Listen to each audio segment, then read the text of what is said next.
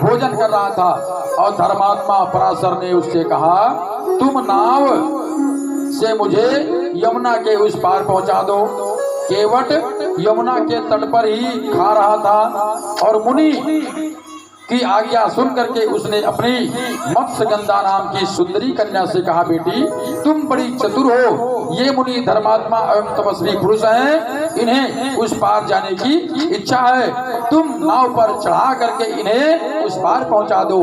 पिता के यो कहने पर वह कुमारी मत्स्यगंधा मुनि को नाव पर बैठा करके उस पार ले जाने लगी और नाव यमुना के जल को पार कर रही थी। इतने में ही देववश उस मनोहर नेत्र वाली कन्या को देख करके मुनि के मन में प्रबल वासना जाग उठी।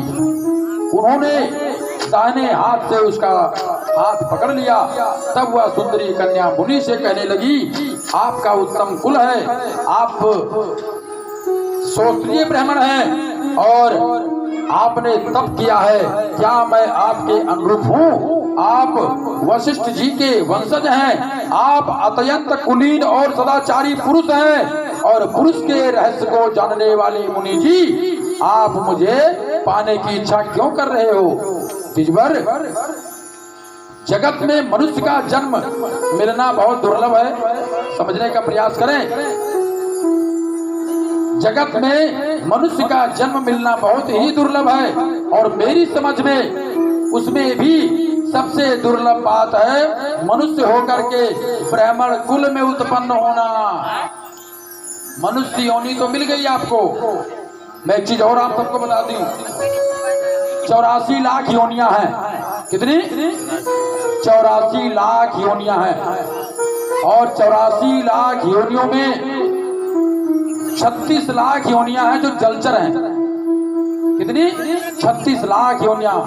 22 लाख योनियां जो हैं जो आकाशीय हैं, कीड़े पकोड़े छोटे मोटे जितने भी ये सब मच्छर उच्छर काटते हैं, हम लोग को हम कहते हैं नहीं ये ऐसे आए हैं, वो उसी में भ्रमण में है। वो हम यहाँ बैठे हैं, अगर हम आज यहाँ व्यास पीठ पर हैं, कृत अगर हमारा अच्छा है, कोई भी व्यास हो, चाहे वो छोटे व्यास जी हो चाहे बड़े व्यास जी हो, बड़े बड़े टीवी वाले बाबा जितने टेलीविजन पर भाई पहुंचे हुए भगत है, वो अगर वो भी गलत करेंगे तो उनको भी अगली योनि में, अगली व्यवस्थाओं में, अगली बार मृत्यु के बाद जब जन्म होगा तो उसका परिणाम उनको भुगतना होगा। और आज हम हैं यहाँ, कल यहाँ कोई होगा, अगर इसको एक मजाक के रूप में लेगा या सरलता के रूप में लेगा कि नहीं ऐसे ही है।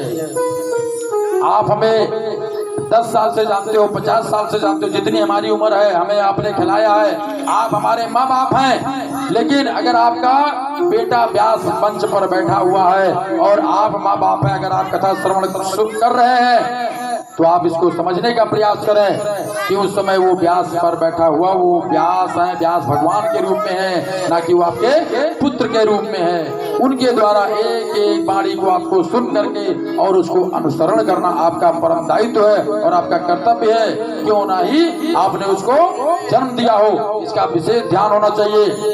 और यहाँ पर प्रसंग क्या कहता है, अगर आपका मनुष्य योनि में जन्म हो गया,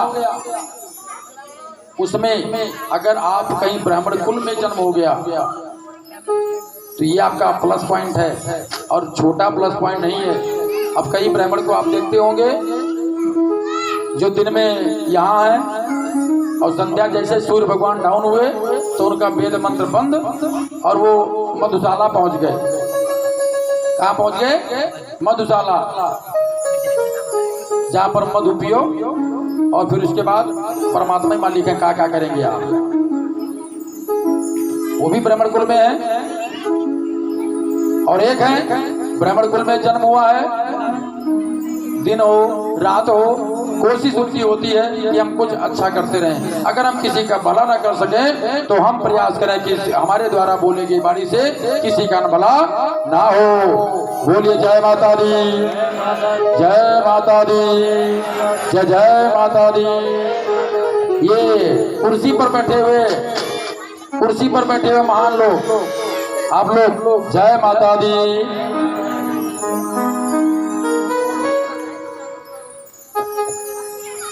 और मनुष्य होकर के ब्राह्मण कुल में उत्पन्न होना विप्रवर, आप कुलशील और स्वाध्याय आदि सभी सद्गुणों से संपन्न एक उत्तम ब्राह्मण है। आपको धर्म की पूरी जानकारी है और मेरे शरीर से तो मछली की दुर्गंध निकला करती है। मुझे देखकर आप में ये कुत्सित भाव कैसे उत्पन्न हो गया?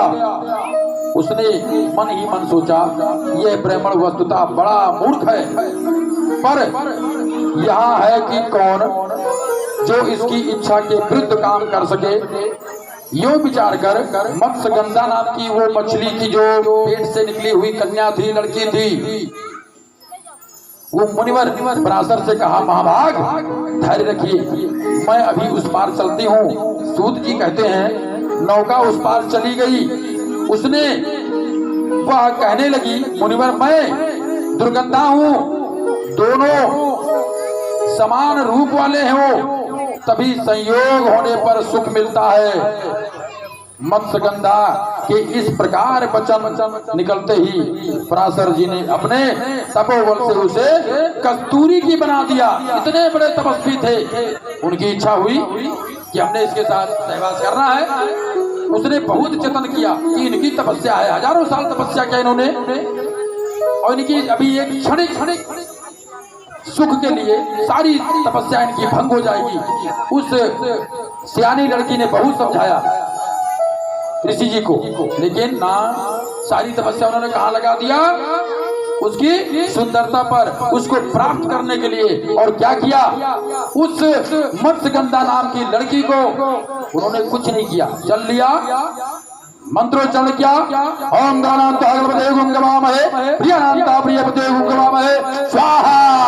और जैसे ही स्वाहा किया, वो अपने तपोबल से क्या कर दिया उसको, जिसके शरीर से मछली की जो प्रयोग करते होंगे उनको, उनके लिए खुशबू है, जो नहीं प्रयोग करते हैं हम तो भैया बदबू बोलेंगे, हम तो बदबू ही बोलेंगे। उस लड़की के शरीर से जो दुर्गंध आती थी, बदबू आती थी मछली वाली, ऋषि जी ने क्या किया? उसको प्राप्त, जैसे उसने समझाया, बोले अरे बाबा कहा करते हो, ऐसे करोगे, सारी तपस्या भंग कर दोगे, इसके लिए नहीं। इस कारण से उसने समझाया कि जब दोनों समान रूप में होते हैं, दोनों की इच्छा हो, तब इस सुख का आनंद मिलता है, ऐसे नहीं मिलता। बहुत उसने उदाहरण दिया, लेकिन मुनिवर नहीं समझे। उन्होंने एक ही बात कहा, मंत्र बोला, जल लिया, उसके ऊपर छिड़काव किया और बोल दिया कि चल, तू ऐसा बोल रही थी, अब तेरे अंदर से कस्तूरी का खुशबू आ रहा है। किसका? कस्तूरी